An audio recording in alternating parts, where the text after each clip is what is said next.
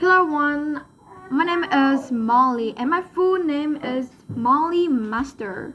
And now today I will read the book named as Harry Potter and the Prisoner of Azkaban, Chapter 4. And now I will continue to read it. As Harry entered the flourish and blocks, the miniature came hurrying towards him. Hogwarts, he said abruptly. Come to get your new books. Yes, said Harry. I need. Get out of the way, said my miniature impatiently, brushing Harry aside. He drew on a pair of very thick gloves, picked up a large, knobbly walking stick, and proceeded towards the door of the monster book's cage. Hang on, said Harry quickly. I've already got one of those. Have you? A look of enormous relief spread over the miniature's face. Thank heavens for that. I've been bitten 5 times already this morning. A loud ripping noise rang the air. 2 of the monster books had seized a turd and were pulling it apart. Stop it! Stop it! Cried the miniature, poking a walking stick through the bars and knocking the books apart. I'm never stocking them again. Never. It's been bedlam. I thought we'd seen the worst when we bought 200 copies of the Visible Book of Invisibility. Cost a fortune, and we never found them. Well, is there anything else I can help you with? Said Yes, said Harry, looking down his book list. I need Unforking the Future by Cassandra Vablesky. Starting divination, are you? Said the miniature, stripping off his gloves and leading Harry into the back-up shop, where there was a corner devoted to fortune-telling. A small table was stacked with volumes such as Predicting the Unpredictable, Insulate Yourself Against Shocks and Broken Balls, When Fortunes Turn Full. Here you are, said the miniature, who had climbed a set of steps to take down a thick, black-bound book. Unforking the Future. Very good to all your basic fortune-telling methods. Palmistry, crystal balls, bird in shells. But Harry wasn't listening. His eyes had fallen on another book, which was among a display on a small table. These omens. What to do when you know the worst is coming. Oh, I wouldn't read that if I were you, said the assistant lightly, looking to see what Harry was staring at. You'll start seeing these omens everywhere. Is it not to friend anyone to this? But Harry continued to stare at the front cover of the book. It showed a black dog large as a bear, with gleaming eyes. It looked oddly familiar. The assistant pressed Unforking the Future into Harry's hands. Anything else? He said. Yes, said Harry, tearing his eyes away from the dogs and dazedly consulting his book list. I need an intermediate, Transfiguration, and the Standard Book of Spells. Grade 3. Harry emerged from Flourish and Blotts 10 minutes later with his new books under his arms and made his way back to the leaky cauldron, hardly noticing where he was going and bumping into several people. He tramped up the stairs to his room, went inside, and taped his books onto his bed. Somebody had been into tidy. The windows were open and Muggle Street behind him, and the sound of the invisible crowd below in Diagon Alley. He caught sight of himself in the mirror over the basin. It can't have been a death omen, he told his reflection defiantly. I was panicking when I saw that thing in Magnolia Crescent. It was probably just a stray dog. He raised his hand automatically and tried to make his hair lie flat. You're fighting a losing battle there, dear, said his mirror in a wheezing voice. As the days slipped by, Harry started looking everywhere, wherever he went for a sign of Ron and Hermione. Plenty of Hogwarts students were arriving in Diagon Alley now, with the start of term so near. Harry met Seamus Finnegan and Dean Thomas, his fellow Gryffindors, in quality Quidditch supplies. Where they too were arguing their firebolt. He also ran into the Rue Neville Longbottom, a rat-faced, forgetful boy outside Flourish and Blotts. Harry didn't stop to chat. Neville appeared to have mislaid his book list and was being told off by his very formidable-looking grandmother. Harry hoped she never found out that he'd pretended to be Neville while on the run from the Ministry of Magic.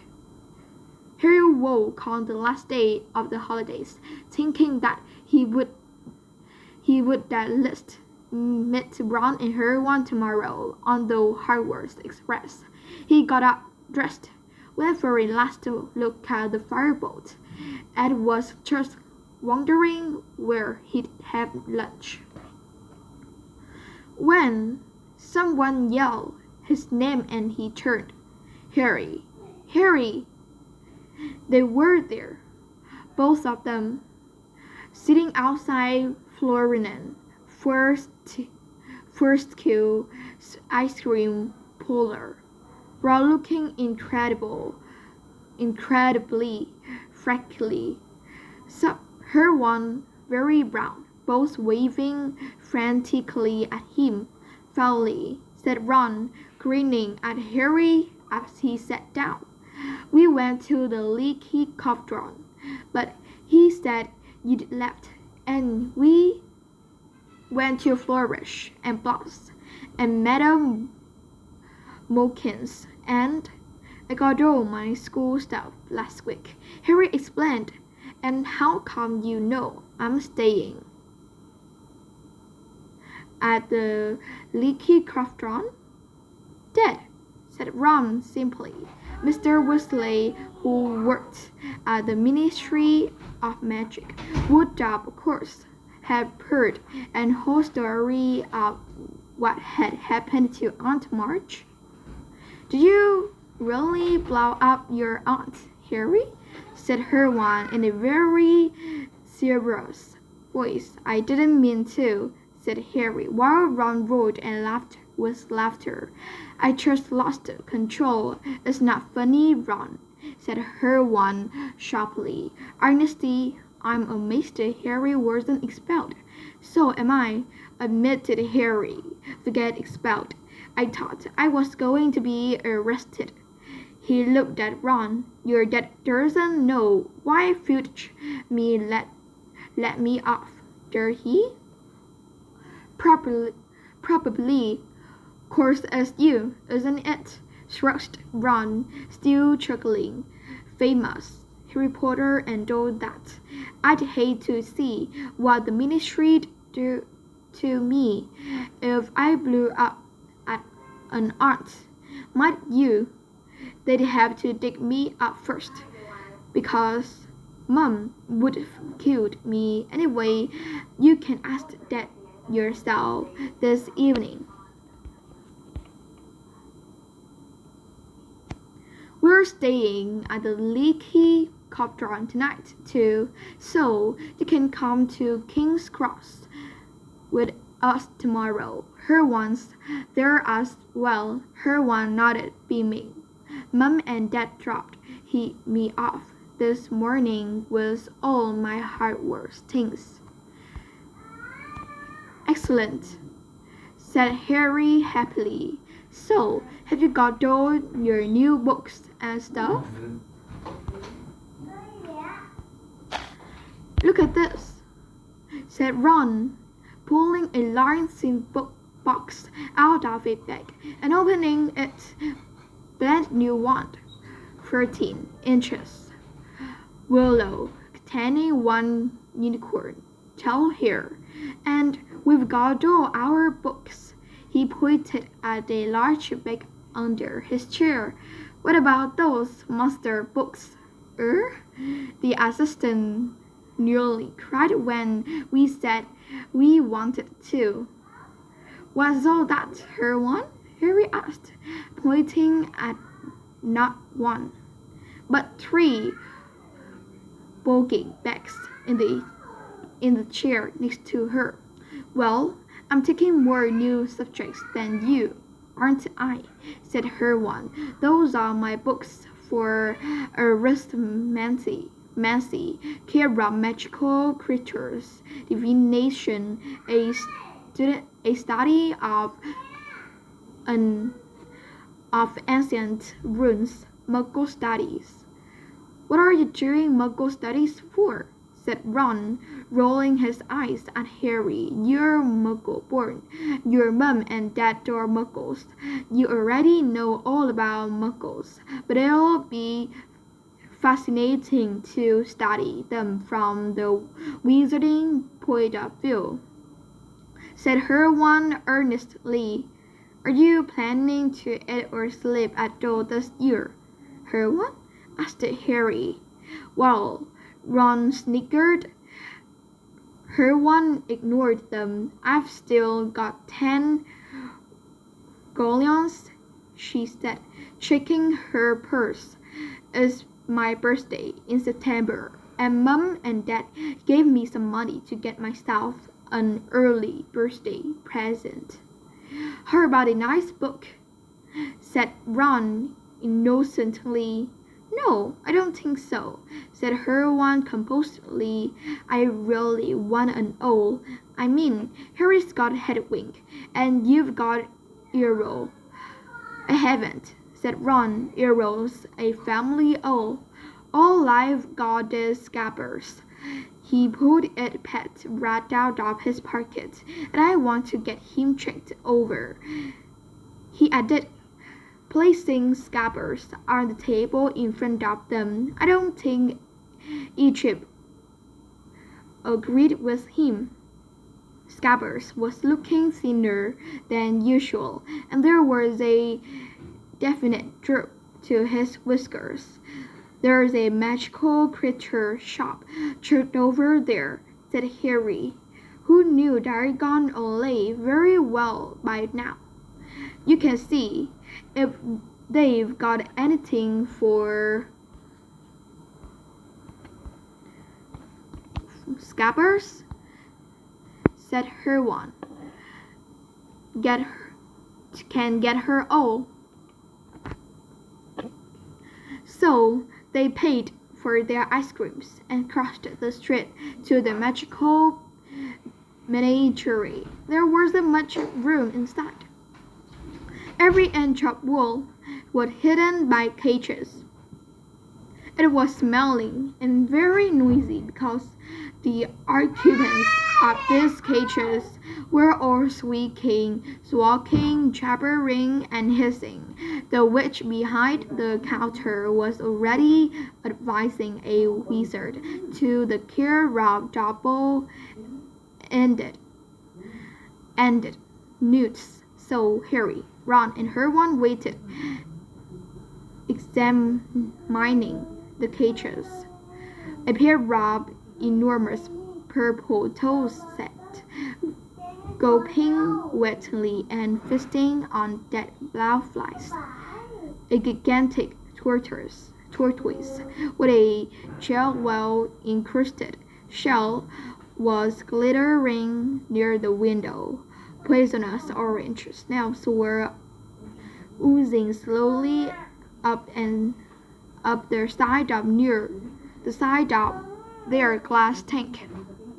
A fat white rabbit kept changing into a silk top hat and back again, with a loud popping noise. Then there were cats of every color, a noisy cage of ravens, a blanket of funny cultured colored furballs that were humming loudly, and there on the counter a vast cage of sleek black rats, which were playing some sort of skipping game using their long bold tails. The double-ended new wizard left and Ron approached their counter. "It's my rat," he told the witch. "He's been a bit of color ever since I brought him back from Egypt." "Back him on the counter," said the witch, pulling a pair of heavy black spectacles out of her pocket. Ron lifted Scabbers out of his inside pocket and placed him next to the cage of his fellow rats, who stopped their skipping tricks and scuffled to their wire for a better look. Like nearly everything Ron owned, Scabbers the rat was second-hand. He said he had once belonged to Harry's brother Percy, and a bit battered. Next to the glossy rats in the cage, he looked especially woebegone. Said the witch, picking Scabbers up. "How old is that rat?" "Dunno," said Ron. Quite old. He used to belong to my brother." "What powers does he have?" said the witch, examining Scabbers closely. Said Ron. The truth was that Scabbers had never shown the faintest trace of interesting powers. The witch's eyes moved from Scabbers' testered left ear to his front paw, which had a toe missing, and tooted loudly. "He's been through the mill, this one," she said. "He was like that when Percy gave him to me," said Ron defensively.